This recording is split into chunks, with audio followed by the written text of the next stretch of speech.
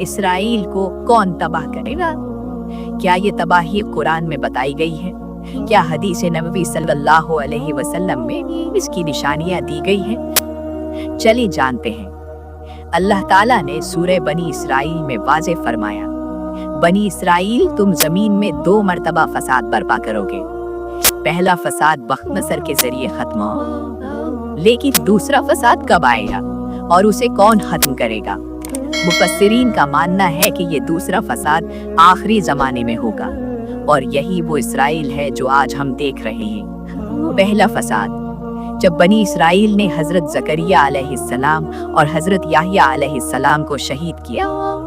दूसरा फसाद जब वो आखिरी जमाने में बैतुल मुक़द्दस पर कब्जा करेंगे और मुसलमानों से जंग करेंगे और इस दूसरे फसाद को अल्लाह के बरगुज़ीदा बंदे खत्म करेंगे।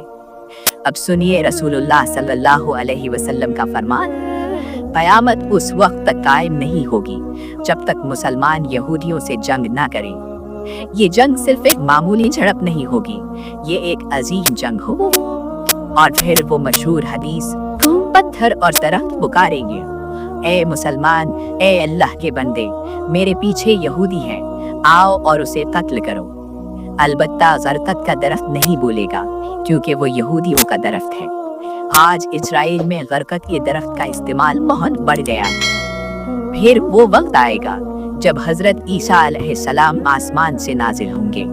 वो दज्जाल का कत्ल करेंगे और अदल व इंसाफ कायम करेंगे। हजरत ईसा अलैहिस्सलाम इस जंग में मुसलमानों की क़यादत करेंगे और उससे पहले इमाम महदी ज़ाहिर होंगे। मशरिक से सियाह झंडे निकलेंगे, वो बैतुल मुक़द्दस को यहूदियों के कब्जे से आज़ाद कराएंगे। ये वही मशहूर ज़माना जंग है जिसका हमें इंतज़ार है। लेकिन क्या अमेरिका और रूस इसमें किरदार अदा करेंगे? बहुत से उलमा का मानना है कि याजूज माजूज से मुराद रूस या चीन हो सकते हैं और रोमियो से मुराद अमेरिका और मगरबी ताकतें हैं। ये सब इस अजीम जंग का हिस्सा होंगे। तो आखिर अंजाम क्या है? अल्लाह का वादा है, हमने लिख दिया है कि जमीन के वारिस मेरे नेक बंदे होंगे। इसराइल कोई मुस्तकिल रियासत नहीं, ये एक आर्जी कब्जा है। जिस तरह अल्लाह ने फिरौन को गर्क किया, इसी तरह इसराइल का भी अंजाम करीब है। तो चले दुआ करें कि अल्लाह हमें इस अजीम जंग का गाजी बनाए और फलस्तीन को जल्द आज़ादी अता फरमाए। हम सबको हक पर चलने की तौफीक दे। इन तीनों मज़ाहिब की पेशगोइयों को आज की दुनिया के नक्शे पर रख कर देखिए। आज इस वक्त मशरिक़ वुस्ता में जो कुछ हो रहा है, क्या वो आपको इन पेशगोइयों का लाइव ट्रेलर महसूस नहीं हो रहा? आइए इस पर एक गहरी नजर डालते हैं कि आखिर क्यों बड़े बड़े मुफक्किरीन और तज्जियाकार ईरान, इसराइल और अमेरिका की इस बढ़ती हुई जंग को उसी आखिरी जमाने की शुरुआत कह रहे हैं। दोस्तों, इस वक्त एक तरफ इसराइल है जो हर सूरत में पूरे खित्ते पर अपना तसल्लुत कायम करना चाहता है। इसके पीछे अमेरिका खड़ा है जो जदीद दुनिया की सबसे बड़ी फौजी और मुआशी ताकत है। बहुत से लोग अमेरिका और इसके मगरबी इत्तेहादियों को इस जदीद दौर का वो रोमी इत्तेहाद समझते हैं जिसका जिक्र पुरानी किताबों में आया है।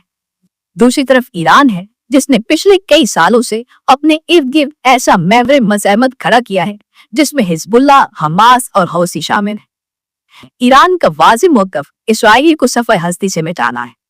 जब ईरान की तरफ से इसराइल पर सैकड़ों बैलिस्टिक मिसाइल दागे जाते हैं और आसमान सुर्ख हो जाता है, तो यूं लगता है जैसे वो बड़ी जंग जिसका हमने सिर्फ किताबों में पढ़ा था अब अमलन शुरू हो चुकी है। हदीस में मशरिक की तरफ से खास तौर पर खुरासान, जिसमें आज का ईरान, अफगानिस्तान और इर्द गिर्द के इलाके शामिल हैं, यहाँ से उठने वाले काले झंडों और बड़ी फौज का जिक्र मिलता है जो आखिरी जमाने में यरूशलेम की तरफ पेशकदमी करेंगे।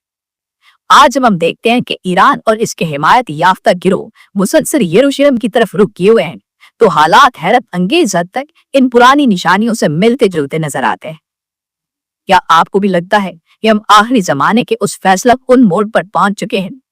क्या ये मशरिक़ वुस्ता की जंग वाकई मुलामतुल कुबरा यानी सबसे बड़ी आलमी जंग का आगाज है? कमेंट में अपनी राय जरूर दीजिए।